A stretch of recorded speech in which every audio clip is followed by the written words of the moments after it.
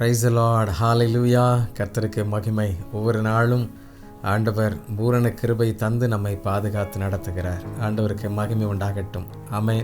விசுவாசிக்கிறீங்களா? ஒரு ஆமென் சொல்லுங்க. கமெண்ட்ல ஒரு ஆமென் சொல்லுங்க. அற்புதம் செய்த தேவன் அவர் நம்மை நடத்தி கொண்டே இருக்கிறார். ஹalleluya. ஆண்டவருக்கு மகிமை உண்டாகட்டும். பிரியமானவர்களே, இதுவரை செய்யாத, இனி செய்ய முடியாத ஒரு மாபெரும் செயலை செய்வதற்கு ஆண்டவர் இந்த பூமியில் வந்தார் அப்படிங்கிறது மிக முக்கியமான ஒரு வார்த்தை. இதை யாரும் மறுக்கவே முடியாது. நீங்கள் யோவான் 14ஆம் அதிகாரம் 18ஆம் வசனத்தில் இப்படி சொல்கிறார், நான் உங்களை திக்கற்றவர்களாக விடேன், உங்களிடத்தில் வருவேன். ஆண்டவர் மறுபடியும் வருகிறவர். இன்னும் சில அற்புதங்களை செய்கிறதுக்கு ஆண்டவர் இந்த பூமியில் வந்தார். சில மனிதர்களுடைய நோய்களை சுகமாக்குவதற்காகவே ஆண்டவர் இந்த பூமிக்கு வந்தார். சில மலை பிரசங்கங்களை போன்ற சில போதனைகளை சொல்வதற்காக தேவன் பரத்திலிருந்து இறங்கி வந்தார். பிதாவாகிய தேவன் தம்முடைய ஒரே குமாரனை அனுப்பினார். இல்லைன்னா பெரிய தீர்க்க தரிசனங்களை கூறி வருங்காலங்களை சொல்லி மக்களெல்லாம் உற்சாகப்படுத்தி வழி நடத்துவதற்காக வந்தார். கிடையவே கிடையாது. நல்லா புரிந்து கொள்ளுங்கள். இவைகளெல்லாம் நம்முடைய வாழ்வுக்கு மற்ற அடிப்படைகளை கொடுத்து, மற்ற காரியங்கள் நமக்கு அவைகளெல்லாம் ஊக்கப்படுத்துகின்ற விஷயங்கள். எது? சுகம் தருவது, அற்புதம் செய்வது, அதிசயங்கள் செய்வது, போதனைகள், இவைகளெல்லாம் மிக முக்கியமானதாக நமக்கு தோன்றினாலும், தீர்க்க தரிசனம் நமக்கு பிரம்மாண்டமாக நம்மளால் புரிந்து கொள்ள முடியாததாக தோன்றினாலும், அவைகளை சொல்வதற்காக இல்லையென்றால் அவைகளை செய்வதற்காக ஆண்டவர் வரவில்லை. நன்றாக புரிந்து கொள்ளுங்கள். தேவனுக்கும் மனிதனுக்கும் இடையே உள்ள அந்த பிளவு, பிசாசு அதை அதிகரித்து கொண்டே இருக்கிறார். பாவத்தின் காரியங்களை போட்டு போட்டு போட்டு தேவனை நெருங்கி சேர முடியாதபடி அவரை விட்டு பிரித்து கொண்டே இருக்கிறார். இந்த பிளவை சரி செய்யும்படியாக அவரே கிருபாதார பலியாக இந்த பாவத்திலிருந்து நம்ம மீட்டு கொள்ளும்படியாக பரிசுத்த வாழ்வை உங்களுக்கும் எனக்கு கொடுக்கும்படியாகத்தான் அவர் இந்த பூமியிலே வந்தார் என்பதை நாம் அறிந்து கொள்ள வேண்டும். ஒரே குமாரனை தந்தரளி நம்மை மீட்டு கொள்ளும்படி யோவான் 1:12 நாம் வாசிக்கிறோமே, நம்மை அவர் வழி நடத்தும்படி இப்படியாக இவ்வளவு பெரிதான ரட்சிப்பை குறித்து நாம் கவலையற்றிருக்கவே முடியாது. இந்த மீட்பை எல்லாரும் அறிந்து கொள்ளணும். இந்த ரட்சிப்பை நம்முடைய குடும்பத்தில், நம்முடைய சபையில், நம்முடைய தெருக்களில், நம்முடைய உறவுகளில், நம்முடைய பிள்ளைகள், நம்முடைய தேசங்களில் இருக்கிற எல்லாரும் அறிந்து கொள்ளணும். அதற்காகத்தான் இந்த மீட்பை நாம் சொல்லுகிறோம். இது ஏதோ தோன்றிய மதம் அல்ல. இதோ இயேசு கிறிஸ்து ஒரு குருவாக வந்து ஏதோ ஒரு மாயஜால வித்தைகளை செய்து இல்லை. நன்றாக புரிந்து கொள்ளுங்கள்.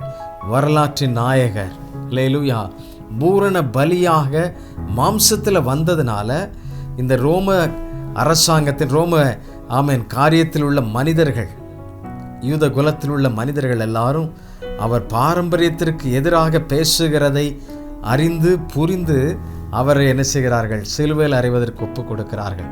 பிரியமானவர்களே, இந்த நிகழ்வு தேவனுக்கு திட்டமிடப்பட்ட நிகழ்வு. நீங்கள் புரிந்து கொள்ள வேண்டும். ஆகவே பிதா இந்த உலகத்திற்கு அனுப்பும் பொழுது திட்டமிட்டு அனுப்புகிறார். குறிப்பிட்ட காலம் மட்டும்தான். அதனால தான் 12 வயதில் பெற்றோரோடு நடந்து கொண்டிருந்த பண்டிகைக்கு சென்ற இயேசு கிறிஸ்து காணாமல் போகிறார். காணாமல் போகும் பொழுது அவரை தேடி அங்கும் இங்கு ஓடுகிறார்கள். ஐயோ, பிள்ளை காணவில்லை என்று சொல்லி. அப்பொழுது அவர் கேட்ட கேள்வி, ஏன் என்னை தேடுகிறீர்கள்? நான் பிதாவுக்கு அடுத்த வேலைகளை செய்வதற்காகத்தானே இங்கு வந்தேன். அப்போ அவர் என்ன செய்து கொண்டிருந்தார்? அங்கே நியாயப்பிரமாண புஸ்தகத்தை எடுத்து வைத்து ஜனங்களுக்கு போதனை பண்ணி கொண்டிருக்கிறார் 12 வயதில். நன்றாக புரிந்து கொள்ள வேண்டும். காணா ஒரு திருமண வீட்டிலே ஏற்ற வேலைக்காக காத்திருக்கிறதை பார்க்கிறோம். இப்படி தேவனுடைய திட்டம் சரியாக நடைபெறுவதற்கு நம்மை ஒப்பு கொடுக்க வேண்டும். நன்றாக புரிந்து கொள்ளுங்கள். தேவன் இந்த பூமிக்கு வந்தது மனிதன் கடவுளோடு உள்ள அந்த அருந்துவிட்ட தொடர்பை மறுபடியும் அவர் சரி செய்யும்படியாக இந்த பூமிக்கு அவர் அனுப்பப்பட்டார். எத்தனையோ தீர்க்கதரிசிகள் வந்தார்கள். எத்தனையோ மோசே போன்ற எத்தனையோ தேவனுடைய பிள்ளைகளாக வந்தவர்கள் ஜனங்களை வழி நடத்தினார்கள். கிறிஸ்துவண்டை நடத்தி கொண்டே இருக்கிறார்கள். தேவனண்டை நடத்தி கொண்டிருக்கிறார்கள். ஆனால் பலி செலுத்துவது, மற்ற காரியங்கள், சடங்காச்சாரியங்கள், இப்படி சம்பவங்கள் எல்லாம் மனிதர்கள் உலக வழக்கத்தின்படியே இருக்கின்றார்கள். தேவ நீதியை நிறைவேற்ற முடியாமல் போகிறதை பார்க்கிறோம். கிறிஸ்து மாத்திரம்தான் முன் குறிக்கப்பட்டவராய் இந்த பூமிக்கு தோன்றி சரியான விதத்தில் அவருடைய மரணமும் முன் குறிக்கப்பட்ட ஒன்று. ஆகவே தான் அவர் சிலுவையில் எல்லாம் முடித்து, பிதாவே என் ஆவி உம்முடைய கைகளில் ஒப்பு கொடுக்கிறேன் என்று சொல்லுகிறார். எல்லாம் முடிந்தது என்று சொல்லுகிறார். வேலை எல்லாம் முடிஞ்சிச்சு, என்னுடைய ப்ராஜெக்ட், நீங்கள் கொடுத்த அசைன்மெண்ட் கம்ப்ளீட் அப்படின்னு சொல்கிறார். அல்லேலூயா. நம்முடைய வாழ்க்கையில் எப்படி இருக்கிறது நம்ம யோசித்து பார்ப்போம். ஆம், ஆண்டவர் நிச்சயமாக யோவான் 14:3 நீங்கள் வாசித்து பாருங்கள். நான் போய் உங்களுக்காக ஸ்தலத்தை ஆயத்தம் பண்ணின பின்பு நான் இருக்கிற இடத்துல நீங்களும் இருக்கும்படி நான் மறுபடியும் வந்து உங்களை என்னிடத்தில் சேர்த்து கொள்வேன். அல்லேலூயா. மறுபடியும் சேர்த்து கொள்ளுகிறவர். ஆகவே நம்மை ஒரு நாளும் திக்கற்றவர்களாக அவர் விடவே மாட்டார், உங்களை கைவிட மாட்டார். மறுபடியும் நமக்காக அவர் வருகிறவர். நான் போவேன் என்றும் திரும்பி உங்களிடத்தில் வருவேன் என்றும் நான் உங்களுடனே சொன்னதை கேட்டீர்களே, நீங்கள் என்னில் அன்புள்ளவர்களாயிருந்தால் பிதாவினிடத்திற்கு போகிறேன் என்று நான் சொன்னதை குறித்து சந்தோஷப்படுவீர்கள். ஏனெனில் பிதா என்னிலும் பெரியவராய் இருக்கிறார் என்று யோவான் 14:28 வாசிக்கிறோம். இவ்வளவு பெரிய அற்புதம் பாருங்க. அது மாத்திரமல்ல, மத்தேயு 28:20 நீங்கள் வாசிப்பீர்கள் என்றால், நான் உங்களுக்கு கட்டளையிட்ட யாவையும் அவர்கள் கை கொள்ளும்படி, யார் இந்த உலகத்தின் ஜனங்கள் கை கொள்ளும்படி அவர்களுக்கு உபதேசம் பண்ணுங்கள். யாருக்கு சொல்றார்? சீஷர்களை பார்த்து சொல்றார். இது உலகத்தின் முடிவு பரியந்தமும் சகல நாட்களிலும் நான் உங்களுடனே கூட இருக்கிறேன் என்றார். அவர் ஆவியாய் இருக்கிறார். மாம்சமாய் வந்த தேவன் இப்பொழுது ஆவியாய் நம்மை வழிநடத்தி கொண்டே இருக்கிறார். அதனால தான் ஆவியான தேவனுக்கு ஒரு ரூபம் கிடையாது. அந்த தேவனை நாம் ஆராதித்து கொண்டிருக்கிறோம். நம்மை அவர் வழிநடத்தி கொண்டே இருக்கிறார். மாம்சத்தில் வந்த தேவன் அந்த ப்ராஜெக்டை முடிச்சுட்டு, பிதாவினுடைய திட்டத்தை முடிச்சு, எல்லாம் முடிந்தது, பிதாவே உம்முடைய கைகளில் என்னுடைய ஆவி ஒப்பு கொடுக்கிறேன்னு சொல்லி ஒப்பு கொடுத்துட்டு, இப்பொழுது ஆவியான தேவன், நான் போவேனையாகல் தேற்றரவாளன் வந்து உங்களுக்கு உதவி செய்வார் சொன்னார் இல்லையா? அந்த வார்த்தை இன்றைக்கு நமக்கு செயல்பட்டு கொண்டிருக்கிறது. ஆனால் மறுபடியும் வருவார். எப்பொழுது? ரகசிய வருகையில் அவர் வந்து மரித்தவர்கள் எழும்ப, பின்பு உயிரோடு இருக்கிற நாமும் அவரை எதிர்கொண்டு போவோம். அல்லேலூயா. ஆண்டவருக்கு மகிமை செலுத்துங்கள். அதனால பயப்படாதீங்க. உங்களை கைவிட்டாங்களே, எல்லாரும் என்னை விட்டுட்டாங்களே, ஒரு நாள் நினைக்காதீங்க.